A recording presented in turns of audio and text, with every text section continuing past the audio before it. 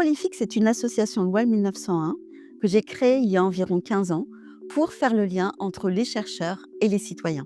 Prolifique a deux missions. La première, c'est de récolter des fonds pour faire avancer la recherche dans les laboratoires français.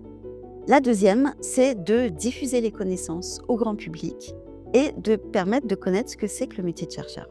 Prolifique soutient en particulier un projet de recherche sur le cancer du sein qui s'appelle le projet ATIP 3, qui est développé dans ce laboratoire ici, à Gustave Roussy, dans le laboratoire du professeur Fabrice André. ATIP 3, c'est une protéine anti-cancer qui a été découverte au laboratoire avant mon arrivée. L'équipe avait montré qu'ATIP 3 était un gardien de la bonne santé des cellules et qu'il était déficient dans les cancers du sang les plus agressifs.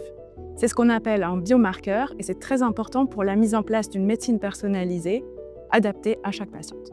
En fait, quand on a découvert ATIP 3 avec ma collègue le docteur Sylvie Rodriguez Ferreira et qu'on a vu que c'était un biomarqueur de mauvais pronostic, on s'est dit il faut qu'on lance un projet de recherche pour trouver une thérapie ciblée adaptée à cette population de patientes. Et c'est ce qu'on a fait.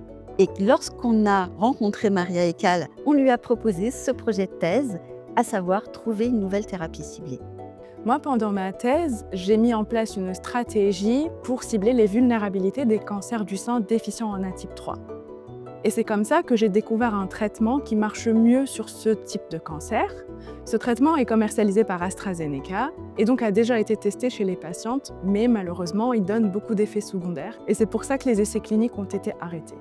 Du coup, on a contacté une start-up en intelligence artificielle pour leur demander de concevoir de nouvelles molécules, de nouveaux composés qui seraient plus efficaces et moins toxiques pour les patientes. En partenariat avec cette start-up, on a réussi effectivement, avec le travail de Maria, à mettre en évidence une combinaison de composés qui sont efficaces pour les patientes atteintes d'un cancer du sein type 3 déficient.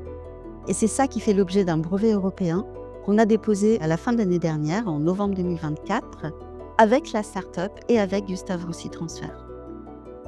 Mais ce n'est que la première étape d'un long processus avant de pouvoir mettre en place les essais cliniques qui pourront bénéficier aux patientes dans le monde entier. Mais on y travaille. Au nom de toute l'équipe du laboratoire, on voudrait vous remercier les donateurs, les mécènes, remercier l'association Odyssea et l'association Prolifique, parce que c'est vraiment grâce à vous qu'on arrive à avoir les fonds qui nous permettent d'avancer sur ce projet. Et pour arriver à la deuxième étape, on a encore besoin de vous. Donc on compte sur vous pour nous aider. Merci beaucoup.